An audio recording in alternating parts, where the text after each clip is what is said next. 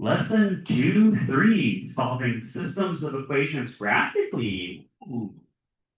Solving systems of equations graphically. This is on page 93. Page 93 we're on. So a system of equations is a set of two or more equations with the same variables. So y versus x. This could be like height as a function of time or something. Dollars as a function of miles driven or something. Right? You might see later. One method for solving a system of equations is to graph the functions, and the solution would be wherever the graphs cross. So most often times you see something like this, right? So say if you have two linear equations, there's one point where they cross, and that point would represent the solution, like the x value and the corresponding y value, right? Like if this is say that cost is a function of miles driven, maybe that's like two rental car companies or something, right? And you say maybe what point would the cost be the same? Right? And so after so many miles driven, maybe they have the same cost, and what would that cost be? Or something like that. Okay. Now there are different categories of possible solutions. Like if you have two equations that happen to align exactly on top of each other, they would actually be the same equation. And so there would be infinitely many solutions because they're always crossing past the same place. Okay? Or you could see something like this, where say if you have two parallel lines, they will never cross. So there would be no solutions.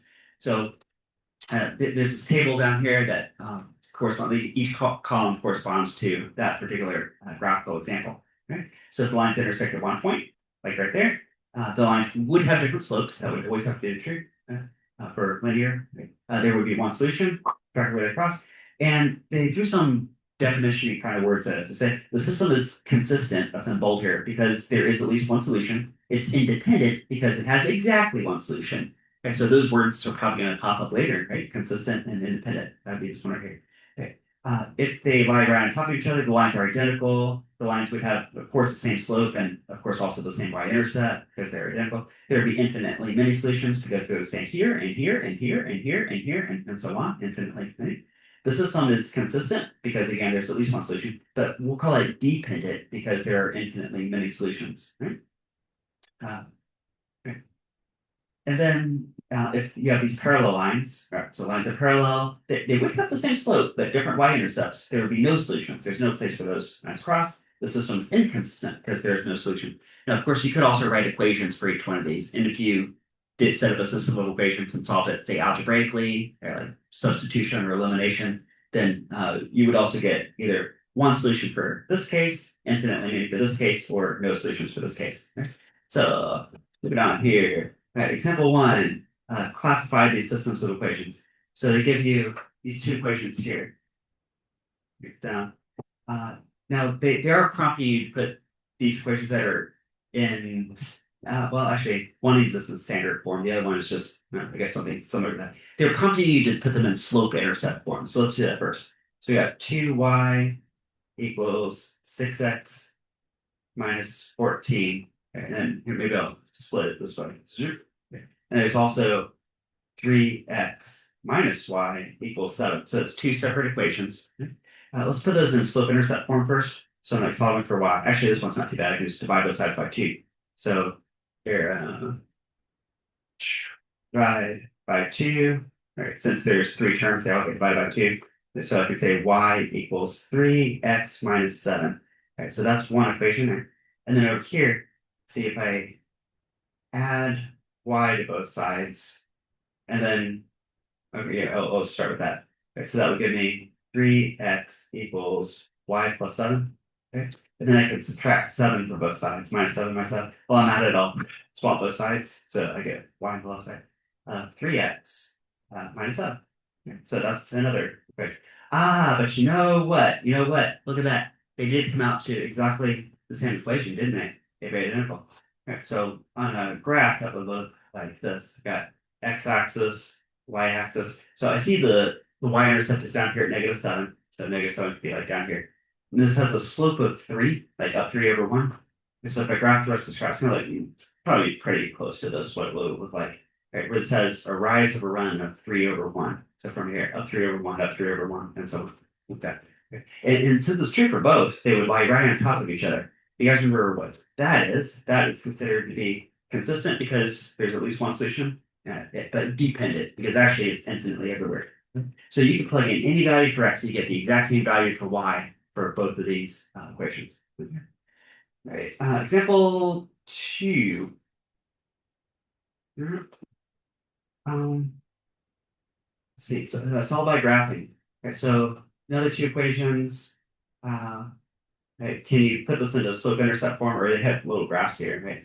Graphs for you guys, right? And then it looks like there's one place we're going to cross. Actually, you know what? If these equations line up with this pair of graphs right here, right, these two lines, I already see what the solution is. It's right here, where the two lines cross. It looks like over 2 up 1, 2, 3, 4, 5, 6, 7. It looks like the coordinate 2, 7. So when x is 2, y is 7, that should be true for both of these, right? Here, I'll try this. Let's maybe solve by substitution or something. Okay, so 5x minus y equals 3, and negative x plus y equals, oh wait, I changed my mind. Let's do elimination. Watch this. Okay, so here's my system.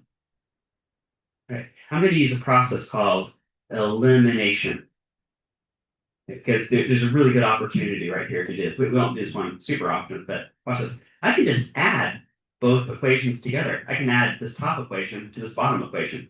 In the event, why would I do that? Well, let's play it out. So 5x plus negative x gives me 4x. Okay. Look at what happens right here. Negative y plus y. Those just go away. So I just eliminated my y's, and then 3 plus 5 makes 8. Okay. Divide those sides by 4 over 4 over 4. Therefore, x is equal to 2. Okay. So that should be the x coordinate right across. Now I should be able to take this 2 and pop it in into either one of these and get the same value for y. Maybe I should have rearranged this in terms of y. I don't know. Okay, let's try it. Let's do 5. I'm taking this one and this one, put them in combination. 5 times 2, 5 times x, 5 times 2. Okay, minus y equals 3. Same solve for y. So let's be 10 minus y equals 3. So add y, subtract 3. 10 minus 3 equals y. Y is equal to 7. Okay, so that would work right there. And see, if I plugged this into the other equation, it also would work. In fact, I can use the other equation to check my answer. Okay. So negative x. So I'm bringing this one down here. So negative, but instead of x, I'm going to say this 2 right here for negative x. Okay. Plus y, which I got right here, the 7. Okay. So I'm just playing off this one. Okay. That should be equal to 5, is it? Negative 2 plus 7. It is 5. Oh, yeah, it totally worked. Okay. So it works. So the coordinate 2, 7. 2 comma 7 should be the coordinate on the graph where these two lines cross if I graph them 2 7. Right. Oh yeah, that is right, we did find that out earlier. Don't use to cross it. 2 comma 7 right here, this point, this is point, it's the same thing. Oh yeah, totally worked. Next one, example 3, solve a system of equations. Now here I definitely have two parallel lines. Okay, so this, okay, hold on. Let me back up to example 2 real fast. So the fact that they cross once, remember, that's called consistent and independent. Okay? So I think we're going to have the third category here, the two parallel lines, where there's no solution. Okay? Because where is this line ever equal to this line? Well, that never happens. So there should be no solution. If I rearrange this in terms of y equals mx plus b, so I got, I'll do what I did before, split my paper. Let's do 7x plus 2y equals 16. There's like equation 1. And over here, negative 21x minus 6y equals 24. Right? Let me put this in slope-intercept form. Did they prompt you to do that? Yeah, they sure did prompt you to do that. They got y equals something, x plus something. Y equals mx plus b. I was going to do that anyway. So subtract 7x from both sides. So 2y equals negative 7x plus 16. And over here, I got negative 6y equals, if I had 21x over, and I got this plus 24 over here. See that? All I did was I subtracted 7x from both sides, and over here I added 21x to both sides. Right, that was like the middle step. All right. Over here I have to divide both sides by 2. So divide by 2, and then I have 3 terms. They all get divided by 2. That gives me y equals negative 7 over 2x plus 8. Right, so that's one equation in slope-intercept form now, right? Slope-intercept form. Or if you like, you could write it this way. Y equals negative 3.5x plus 8. That's the same thing. Right? Same thing. Now, how about over here? I should divide those sides by negative 6. Okay. So that isolates y over here. And then 21 over 6. I should know that. 21 over 6. It's like 3.5, and it would be negative. So negative 3.5 or negative 7 over 2 if you like, x. Okay. And then this would be minus 4. Okay. So these are two different equations. Yeah. But notice they have the same slope. Or if you like this, like 3.5x minus 4. Right? They do have the same slope going on. Actually, your book did graph these already, right? So once you have an intercept at 0, 8, yeah, that's this one right here. Yeah, it has an intercept at negative 4. Right there. Boom. Right. But they're both like down 7 over 2. Like down 7 over 2. Right. So same for both. Okay. So since they are parallel, there are no solutions, and I could call the system inconsistent. Okay, from page 93. All right, so there's some basic examples. All right. Oh, now we got a good real life type example. Suppose an electric car costs $29,000 to purchase and 3.6 cents per mile to drive. And a gasoline powered car, okay, it's cheaper up front. It's only $19,000, right? But it costs 8 cents per mile to drive. Aha. Okay. You can see in the graph exactly what they spelled out in this paragraph, right? Which is that if you buy the car and like drive it off the lot, then you've spent less on the gasoline car, or you could spend more for the electric. But over time, after driving like say like hundreds or thousands of miles, right, then the gasoline car becomes more expensive because it's more expensive to drive around. Right? The electric is a lot less expensive. But there's some sort of like break-even point, or there's some point where the costs are the same. Is that what they want you to find? Write the equations for the total cost right here. So basically take this paragraph and turn this into cost. So I can say cost for the for the electric, just like my y value, like y equals. Okay. So $29,000 to purchase, that's like dollars. Okay. Right, plus 0.036. See, that's dollars per mile times X number of miles. Right? You guys see this is like Y equals MX plus B, right? So this is like here, Y equals MX plus B, right? It's the same thing. Right? Now the cost for the gasoline powered car would be not as much money up front. It's only $19,000 up front. Okay. Maybe we should, if I put it in US, this would be dollars. This would be dollars per mile. X is number of miles. Okay. Then plus 0.08. Ooh, right. So it's like twice as expensive, like per mile basis to be driving around. You can throw in a no if I want to. Times number of miles. Okay. So there's your two equations. What else do they want? You use the graph to estimate the number of miles you have to drive, so that the cost would be the same. Now, looking at the graph, it looks like about the 210,000. This would be 240,000, between 210 and 240, maybe what 230,000, somewhere there, right? Approximately, right? Therefore, after about 230,000 miles or so, the cost of owning each car would be the same, which comes out to over $35,000. Okay? Now we can find this out exactly by setting these two costs equal to each other. Okay? Or if you bring that down, it'd be 29,000 plus 0.036x, for x is the number of miles, right, is equal to, and then for the gasoline car, it goes 19,000 plus 0.080x. Solve for x. Yeah, we can do that. And so I'll subtract $19,000 over 19,000. Okay. At the same time, I'll subtract over 0.036x from both sides. 6x. Okay. Add all this up. So, and we got left. We got $10,000 here is equal to what's 0.08 minus 0.036. This is 0.044x. X is the number of miles. Divide those sides by this coefficient. So 10,000 divided by 0.044. We're getting 227,273 miles. Rounds to the nearest mile. Let's see what that's, right? Right. Remember I was looking at the graph and it said, just look at the graph. It looks like about 230,000 miles. Yeah, 227,000 some. Okay, so it goes right. All right, so that's it. So we got that. Okay. So we have an equation way to solve these. We have a graph way to solve these. They'll tell the same story. It's just how do you prefer to solve a system using technology. Because you guys can imagine, once you graduate high school and move on to the real world and work some job, some personal question you have, uh, these all these equations, these books, I mean, they're going to come up in your life in some way or another. But a lot of them might have some context where the numbers are kind of wacky. They're not easily factorable, not nice numbers or something. So yeah, so you can pull up Desmos or pull up a graphing calculator and get it that way.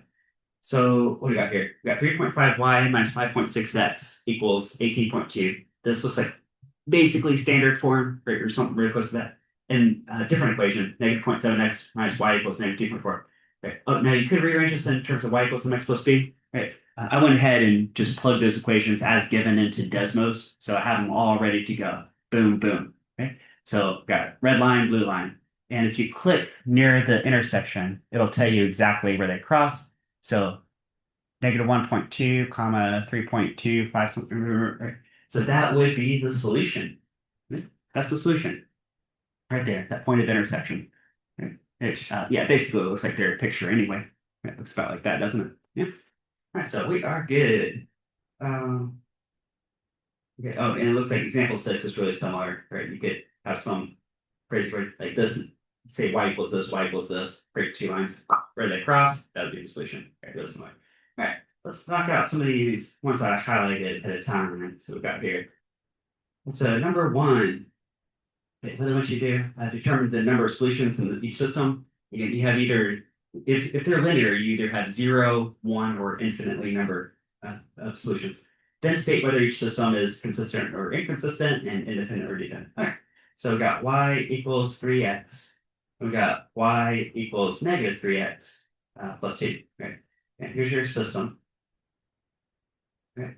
I guess we could graph this. We could solve with substitution or elimination. Okay. Okay, I'll try both ways. Let's do elimination first. Elimination. Because they say a huge elimination opportunity. If I very simply add these equations together, get y and y is 2y, 3x and negative 3x, zeroes out, and I get this plus 2. Therefore, divide both sides by 2 over 2 over 2. Right, y is equal to 1. Right, so that should be the y coordinate where they cross. And then if I pick either one of these and solve for x, so like 1 is equal to 3x, for example. Therefore, x is equal to 1/3. Okay, so they should cross. So the solution, they should cross at one place, and it should be the coordinate 1/3, comma 1, like an xy coordinate. Okay, that's the xy coordinate where they cross. Okay, go ahead and graph this. Right, so prove that's the case. All right, now 1/3, 1 sounds like the first quadrant, x-axis, y-axis. Let's do 3%. Okay. All right. What would this actually look like? So y equals 3x. I could say plus 0 if I want. Okay. So wouldn't that just go through the origin 0, 0? If x is 0, y is 0. Okay. If x is 1, y is 3. And so it has a slope of 3, 3 over 1. Okay. So there's the first equation right there. Okay. And the second one, right, had negative 3x plus 2. Well, here's plus 2. There's y intercept. And down 3 over 1, be like right here. Boom. Okay. So here's the second equation. Okay. So that's the two equations graphed. Now, where do they cross? They cross right there. They cross right there. Okay. And just eyeballing the graph, does that look okay? It looks like it's at the y coordinate of 1 and the x coordinate. That's about what a third of the way over to this one. It's at about 1/3 or so. Okay. So that should be the coordinate about 1/3, comma 1. Oh yeah, that is what we got for. Look at that. Right, that and that. It's the same thing. So we got using elimination, and we got using the graph uh, method. Yeah, it's the same thing. Okay, and then how do you categorize this? So this would be consistent and independent. You guys remember that from page 93. So I'll call this consistent because there is some kind of solution, and also independent because the lines are doing two different things. So there's only one solution exactly. Yeah. All right, next. Number 4.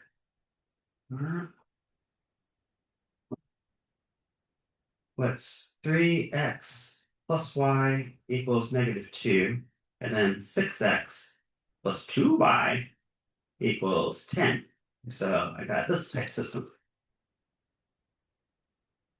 right here. Do kind of what I did before. Well, here, I haven't done a substitution yet today, so maybe I'll try substitution. If I do substitution, I could rearrange one of these and maybe get y, right? So here, I can rearrange this one and put it in slope intercept form.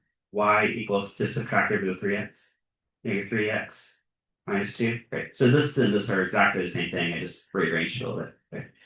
Right. And then I can use substitution.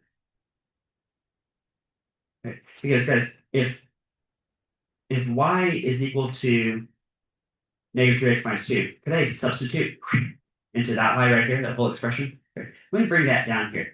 So I'll have 6x plus 2y, but instead of y, I'm not going to say y. I'm going to write this whole expression right here, which is equivalent to y. It's negative 3x minus 2. Like that. Okay. Now this whole thing equal to that 10. Guess what I did? Okay. So I took the second equation, I substituted in for y, a rearranged version of the first expression. Boom, boom. Okay. This is where my y is right here. That's what happened to y. Okay. And now I can solve for x. I wonder what's going to happen. Well, let's find out. So 6x. Okay. Now this 2 is going to distribute. So that'd be minus 6x minus 4, right? Is equal to 10. Okay. Now 6x minus 6x, that just goes away. Negative 4 is equal to 10. What? Guys, is negative 4 equal to 10? Never. That's never happened. So I know how to interpret that. What that means is that there is no solution. No solution. Okay. That's the answer to this. And graphically, that means I should be getting parallel lines. So I'm going to make a graph of these two equations, okay? And they should be parallel lines, which means they never cross, which means there's no solution. Which I'm going to see here. Okay? And before I make the graph, I'll throw in this, which is I bet it's going to look like this. So we'll call that inconsistent. Okay? So the answer should be inconsistent. Boom. Inconsistent. That's what we're looking at. Okay. All right, so let's make a graph of that. Graph. Okay. I'll turn these into slope intercept form. Actually, I did one of those already. So I got y equals negative 3x minus 2. Right, that's just this first one rearranged. Right? What about the second one? Well, I could subtract off 6x and also divide both sides by 2. Right? So y equals 6x divided by 2 is, yeah. And then divided by 2 is plus 5. Right. So this is exactly the same system. This system here and this system here are exactly the same. They're identical. I just rearranged and put these in slope intercept form. Okay. And you can see already these two lines have the same slope and they have different y-intercepts. So yeah, they'll definitely be parallel lines. I mean, we knew that was going to happen all along, but now we're definitely seeing this. So x-axis, y-axis. Okay. Let's do 5, negative 2. Okay, so this has a y-intercept of negative 2 and a slope of negative 3. That's like up 3, back 1. Let's take right here. This would be this first equation right here. Okay. Line keeps going forever. And then, so it's a parallel line crosses through positive 5. So it's about like this. Okay. Yeah, there's your 2 lines. Right? So parallel, never cross, no solution. Inconsistent. Number 8, solve by graphing. Right? Which we just did that anyway. Let's see what happens. Great. I tried to pick 3 that had sort of a different solution, right? So we got one where they crossed at one place. Right? We have one where the 2 lines are parallel. Right? I wonder if I pick one where they turn out to be the same equation, maybe. Right, let's find out. Negative 4x plus 6y equals negative 2, and 2x minus 3y equals 1. All right, so here's your system. All right, so here, maybe I'll get these in slope intercept form. Okay. So this should have, it's just this way. Okay. Negative 4x plus 6y equals negative 2. Therefore, 6y equals, I can add 4x over. So negative 2. Divide both sides by 6. Y equals 4 over 6, x minus 2 over 6. In fact, I could simplify that also. I could do y equals 2/3 x. minus 1/3. Right? So that's one equation in slope-intercept form, which is my own preferred form to write this line. Because I really like slope-intercept because you very quickly see what is the y-intercept and what is the slope and flip off along. Right, what about the subline? What about 2x minus 3y equals 1? Well, I can subtract the 2x over negative 3y equals negative 2x. Okay, so that was plus 1. Divide those sides by negative 3. So y equals negative 2x over negative 3 plus 1 over negative 3. Okay. Now, these negatives cancel out. Okay. That gives me y equals 2/3 x, and this would be minus 1/3. That's the equation of this line. And oh, look at that! Look at that! Wah, wah, wah. These are the same. They're the same. They're the same equation. I mean, if I graphed them, which the book is prompting you to do, they would lie right on top of each other. Oh yeah, right on top of each other. So let's do x, y. So like 2, whatever. So how's the slope at negative 1/3? That's right there. 0, negative 1/3. And then up 2 over 3. So up 2 over 3, you right here. Somewhere there. And this would be a point on the line, right? Like right. It's not kind of crazy fractional looking point. Right. So this right here, this pink line, is the graphical solution of both of these. Okay? And your book was calling that consistent and dependent. So I'll jot those down. So this is called consistent and dependent. All right, there you go. Consistent and dependent. Oh yeah. Oh yeah. We are looking. Let's look at number 14. Ooh, real life type example. Actually, I think I was referencing this one near the beginning of this chapter. So you've got two moving truck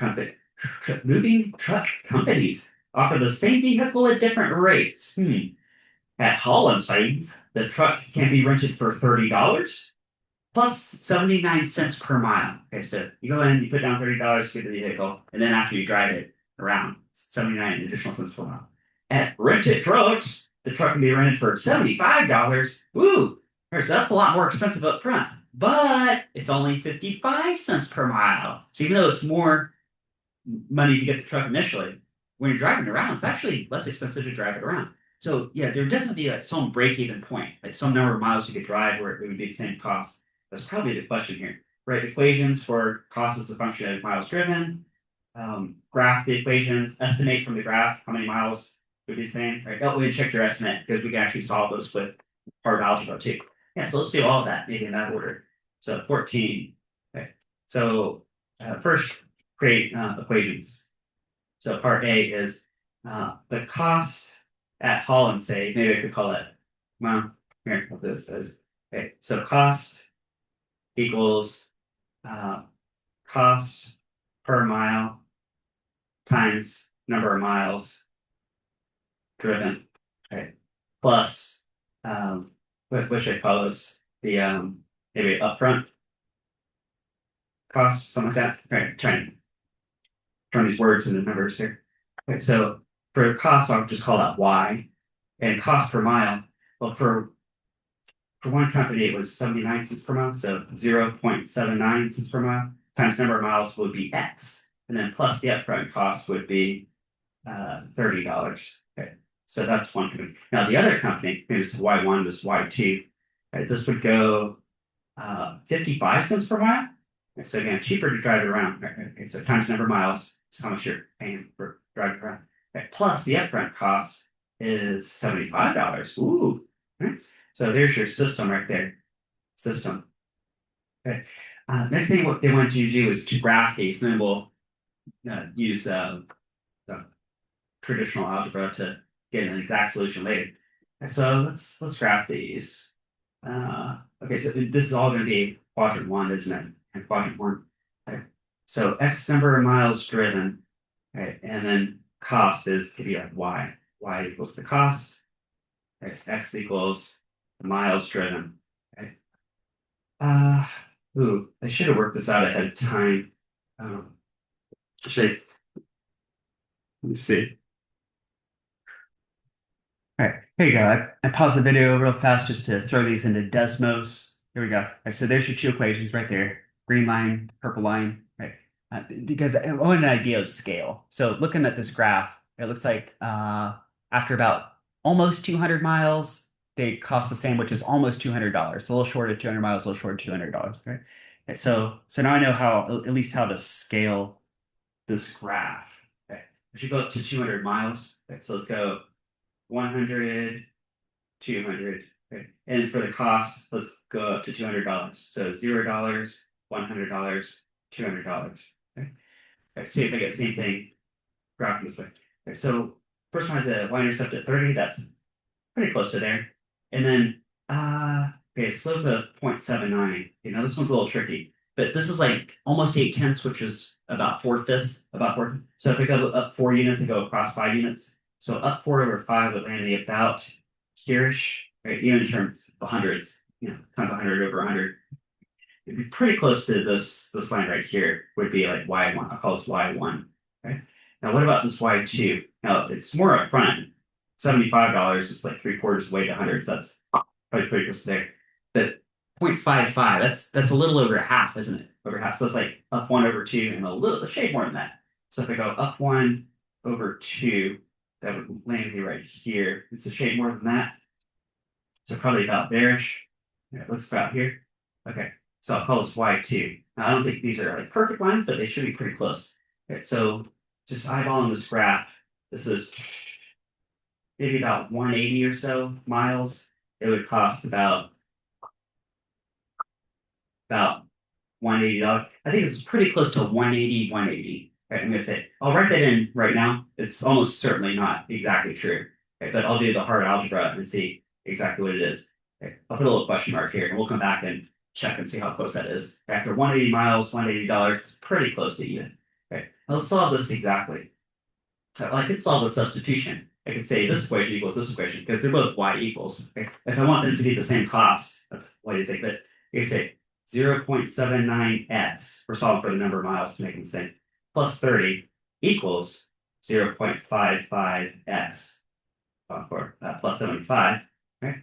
I could subtract 0.55x from both sides. 0.55x. While I'm at it, I'll go ahead and also subtract 30 over to the other side. So it's all good. This would be what? 2.24x is equal to, this is what, 45, I think? Did I do that right? Hope so. Okay. And then calculator, what's 45 over 0.24? Okay. I'm getting x equals 187.5, right? And of course, that's the miles driven for the break-even point where, okay, I could go either company, cost the same. And what would that cost be? I could plug this number of miles into either one of these equations, and I'll get the same answer. So say y equals, and this would be the cost, of course, so dollars. Okay, here, I'll do both ways in my calculator, and I'll prove to you guys that it will be the exact same number. If I do 0.79x, which is 187.5, and plus 30, I'm getting a cost of $178 and, well, 12.5 cents. Maybe I'll just round that up to like 13 cents. Yeah, charge extra, right? That many dollars. If I use the other equation, 0.55x, 187.5, plus the 75, I'm getting the exact same number. Look, it's the exact same, right? Same thing. I could use either equation, right? So that is the exact solution. Let's go back to graph. You guys remember I was eyeballing the graph? I said it's about 180 miles for $180. Yeah, pretty close. The exact answer, scratch that out because now I have a better answer, is after 187.5 miles, either way, you're paying $178. That's the exact coordinate where they cross. There you go. Okay. Let me see if Desmos got that too. And it should have. Let's see if that works. If I click on this point, does it say the same thing? Boink. Whoop. Yeah, look at that. It's the same thing we got too. Same thing. Same thing. Oh yeah. We are winning. Winning. Okay. What else? Okay. Yeah, it's got a few highlighted here. Let's do some of these. Using a graphing calculator to solve each system of equations. Round the coordinates to the nearest hundredth if necessary. Okay, so I'm gonna pause this video and put this on Desmos real fast. Just let Desmos do the trick. Ooh, all right, so back here, let me just double check. All right, Desmos math, did I do exactly what I said? Okay, yeah, I think I typed exactly the prompt for number 16. All right, so yeah, so we got these two lines that are almost parallel, but not quite. Right, so they do cross in one place. Let's see if I can nail exactly that coordinate. Boing. It's well, okay. It's somewhere in here. You have to zoom in a lot more. Keep zooming, keep zooming. Okay. Well, probably pretty close today. Now, it's had to estimate using a graph. So I guess negative 26, negative 27.5. Yeah, that'd probably plenty good right there. All right, that'll do it. All right, so that's the solution. That's the solution. All right, next one. Solve the system of equations by graphing, number 23. 23. So, yeah, this looks kind of back to basics, doesn't it? 23. Got 2x minus y equals 3, and x plus 2y equals 4. Now, this looks like standard form for a system, like standard form. I do prefer slope intercept, so this is slope intercept. Can I add over y and subtract over 3 and get y equals 2x minus 3? Okay. And then this one, I could just subtract over x and divide by 2. And that gives me y equals 1 half x, and then 4 over 2 would be 2, right? So this is the exact same system. It's just in slope intercept. So this one was in standard form. This one's in slope intercept form. Okay. All right, so let's graph that. So, see, here's up there, something like this. So x, y, so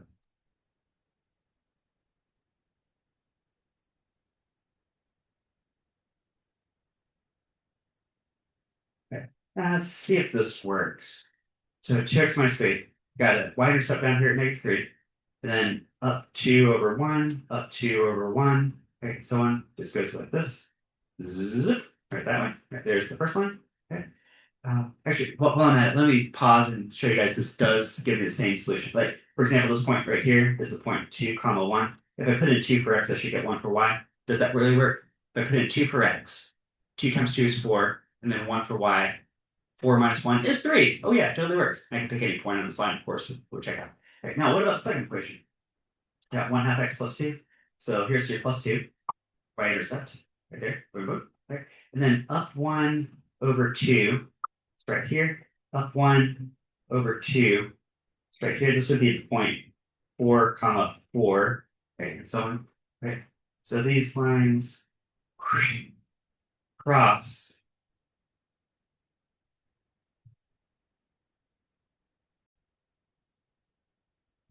We cross it.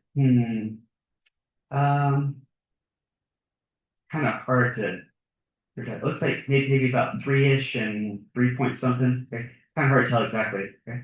Here, here's what I should do. What if I'm just gonna run from the graph for a moment and just check this with actual substitution. So let me do some substitution. Substitution. So y equals 2x minus 3, but this other y equals 1 half x plus 2. Okay. So add 3, then subtract half x, subtract half x. Now 2 is something minus half is something. Let's move 3 times of that thing. Okay. Equals 5. Okay, so times 2 over 3. 5 times 2 over 3. That's like 10 over 3, which 10 over 3, which is like 3.333, right, or 3 and a third. Okay. Now if I plug that back in for x, right here, the calculator, right, so I'll do 1 half times 10 thirds, and then the whole thing plus 2. That's one way to get y. Okay. So my x equals 10 thirds, my y equals 3.667, or like 11 thirds. Right? Okay. If I was typing this to Alex, I'd probably be safe typing in these improper fractions. Is that 10 thirds, 11 thirds? how close is my graph? Right? So 10 thirds or 3.33 should have been like right here. Yeah, it's pretty close, pretty close. Right. And then 11 thirds or 3.67 should ideally be like up here. Yeah, okay. Okay, so I got it pretty close. That's pretty close. Okay. So it should be the point um, 10 thirds or 3.33 and 11 thirds or 3.67. Right? 10 thirds, comma 11 thirds. Right, that's another way. Right. Right, there you go. All right, let's do two more. We got lasers and use a model. Oh, three more. Here, I'll do this create down here. Right, it won't take long either. Lasers. A machinist programs a laser cutting machine to focus two laser beams. This is the same point. They were like doing some 3D printing or something like that. One beam follows the path y equals 1/2 x minus 3.15. The other is programmed to follow, oh, they put it in standard form down here, 10x plus 5y equals 63. Graph both equations and find a point where they're focused. And so here's the system. Okay. Now here, I'm going to rearrange this one. So I can rearrange this as 5y minus 10, or sorry, equals negative 10x, I meant to say, plus 63. And then divide those sides by 5, y equals 10 over 5 is 2, still negative. Right, and then what is 63 over 5? That's like 12.6. Right. So I'm going to rewrite the whole system, put everything in slope intercept. So y equals 1/2 x minus 3.15. Right, that's the first equation. Just got that right there. Right. And then the second equation is this right here. Y equals negative 2x plus 12.6. All right, there's my system. Okay. They say graph both equations and find the point that the lasers are focused. And so kind of like what I did with the previous one. Right, so we're going to have something like this. Let's go x, y. Okay. I got to scale this. Now, this is y-intercept at 12, so let's go like plus 5, 10, 15. Then -5, -10. All right, so 5, 10, 15, so -5. All right, so we got 1/2 x minus 3.5. Minus 3.15 is right about here, and 1/2 x, that's like up 1 over 2. So if we go up 1 unit, say count by 5s, and then over 2, like that. Right, this should approximately be a point right here. So I think the first line basically looks like that. Second one, negative 2x plus 12.6. Now 12.6 is way up here. And a slope of -2, that's like down 2 over 1. You're pretty close to here. Okay.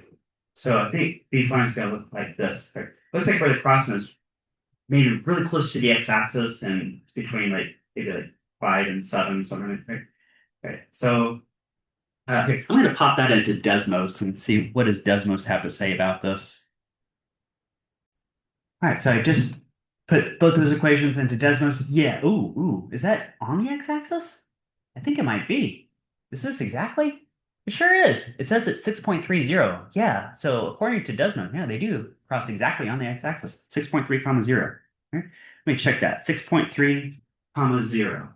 So this was right on the x-axis is 6.3 comma 0, right? So I'm going to check that in my calculator. If I plug in 6.3 for x, I should get 0 for y for both equations. So 0.5 times 6.3 minus 3.15. Yeah, that's 0 from the first one. And -2 times 6.3 plus 12.6. Yeah, that's 0 for the second one. Yeah, so that's exactly where they cross. Yeah, right on the x-axis. There you go. Let's do 26. Use a model. Room 3111. A high school band was selling ride tickets to a school fair. On the first day, 250 children's tickets and 150 adult tickets sold for a total of $550. On the second day, they sold not as many of either category tickets, 180 children's, 120 adult tickets, for a total of $420. Right? There's enough information here where you can find the price of a child ticket and an adult ticket. What's the system of equations? Right, graph it, find the intersection. Right, what does that represent? So let's do all that. Okay, so got 26. Okay, so we got here, let's say like that, maybe the total revenue equals the price of a children's ticket times the number of children's tickets.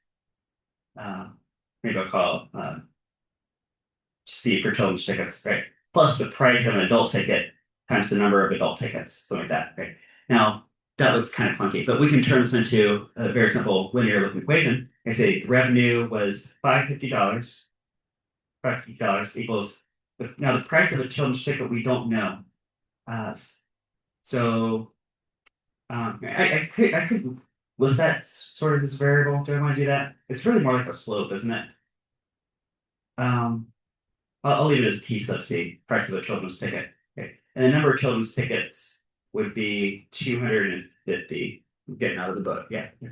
250. Yeah. So price of children's ticket for 250 tickets. Okay. Plus the price of an adult ticket, which we also don't know yet. Okay. For 150 adult tickets. You could call this X and Y. That's okay too. That'd be fine. Okay. Um, and then $420 was made by price of a children's ticket for 180 of those tickets, plus the price of an adult ticket for 120 of those. Yeah, there we go. So there is the system of equations right there. I wonder if they wanted you to do X and Y or something. Right? I was like in my mind, I was sort of thinking X and Y being like the number of tickets sold versus like the revenue. That's how my mind wants to make this, and it wants to turn these prices into slopes. Although that's not exactly what the equation looks like. Maybe I'll just change these to X and Y just to do that. Okay. So 550 equals 250 X plus 150 Y, and then 420 equals 180 X plus 120 Y, right? Something like that. Okay. That wouldn't create the kind of graph I would naturally want to make, but that's all right. Right? Okay, so what could these look like? So here's your system. I could put this into y equals mx plus b form. So the first one here, get 150y equals negative 250x plus 550. All right, just rearrange this one. And then this one rearrange, make this, I'm trying to solve for y sort of like 120y equals negative 180x plus 420. Okay, so this is the same system, right? And just going from something that looks more like standard form. So I'll say standard, okay, to something. I'm trying to get it to y-intercepted. That's my goal. Solve for y. And at this point, I just got to divide each of these equations by its respective coefficient. So this one, what's 250 over 150? That reduces to, I think it's 5/3, isn't it? So negative 5/3 x plus, and 550 over 150. That's like 11/3. Okay. And this other equation, I got y equals, this one we had divide all three terms by 120. 180 and 120, it's like 1.5 or 3/2 if you like. It's negative x. And then plus what's 420 over 120? It's like 3.5, or as a fraction, 7/2. There you go. Okay. So this is the system in slope-intercept form. Slope-intercept form. Okay. So let's graph that. So where did the ruler go? Yeah. Yeah. Lost the ruler. Serious. Okay. Okay. So here, I'm just gonna take these two equations right here and graph both of them. I'm gonna go hold this under. That's a little better. Wait. So let's see. Whoops. Yes, yeah. Like x-axis, y-axis. Um, right, so 11/3, that's like, I know 12/3 would be like 4. So 11/3 is probably right here. Boink. And then down 5/3. So like down 1, 2, 3, 4, 5, then over 3. like right here, right? So here's one equation. Yep. Right. Right. And this represents maybe like the price of one ticket in terms of the price of another ticket. What is the price of an adult ticket in terms of the price of a children's ticket? Right? Now, from one day of sales, you cannot definitively answer that yet, but you can get this relationship. I mean, it's all these possibilities. And so X represents, in this case, the price of children's ticket, right? And Y is price of adult ticket, right? Kind of a weird looking graph, but that's how you could interpret that. Right? And so one, we got y-intercept of 7/2, which is like 3.5, which is right here. It's 3.5. Okay. And then down 3/2. So down 3/2 is like right here. Okay. And then, yeah, okay. Now, where these two curves intersect, which is right about here-ish, that would tell you exactly what the price of each ticket actually is. Okay? That's a weird looking setup here. Okay? Now, you could solve this. How do I want to do this? Okay. I'm going to finish this out with traditional algebra. Okay? So I'll show you guys how. And if you had a really nice graph, you could listen to Desmos. Desmos could totally handle this, right? You just click on the point. Okay. I'm going to use traditional algebra. I'll use substitution. Substitution right here. Okay. So if y equals this, negative 5/3 x plus 11/3, and another y equation equals this, negative 3/2 x plus 7/2, I can solve for x, which is what is the price of a children's ticket. Right? I'm going to get a common denominator for all this. So I'm going to multiply everything by 3 and also 2. So times 6 on both sides. As long as I multiply both sides by 6, distribute, okay, everything's evened out. Okay, so 5 times 6 is 30 over 3 is 10, right? So negative 10x plus, this is 2 times 11, 22 equals, then 6/2 is 3, so negative 9x, and then there's 21, I think that comes out to, right? 6/2 is 3 times 7 is 21. Okay.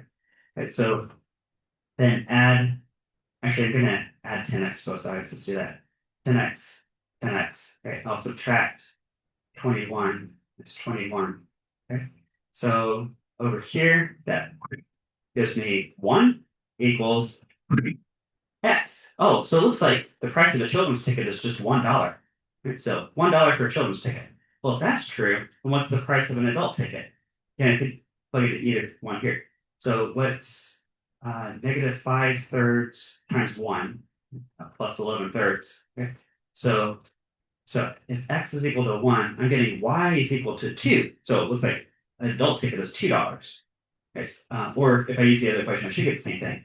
Negative 1.5 times $1 plus 7/2. What happened there? Times 1 plus 1. Yeah, okay, I'm getting the same thing. Okay. So that means price of children's ticket is $1, $1 per ticket. Price of adult ticket is $2, so $2 per adult ticket. Okay, so that's the solution. Okay. And graphically, that should be a coordinate 1, 2. How close did my graph actually show up to that? Yeah, here's 1, 2 right here. My graph is really close to that. This is the point 1, 2 where they cross, and that would be the graphical interpretation of how to get the answer. So the price of each ticket. Okay.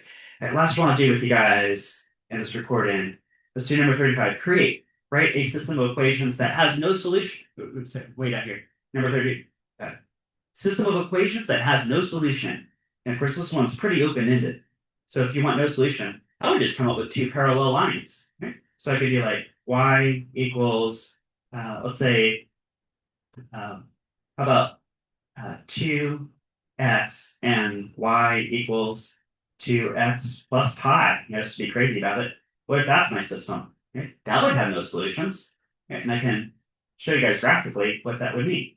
So x-axis, y-axis, let's go 5. Okay, so y equals 2x. Well, that goes to the origin, so 0, 0. And then up 2 over 1 is the slope.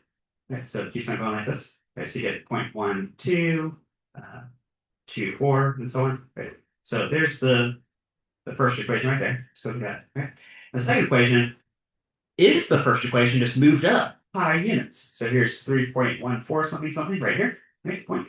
Right. That could look like this. Right. The fact that these two lines are parallel, right, they never cross, there would be no solution. I could also call that inconsistent.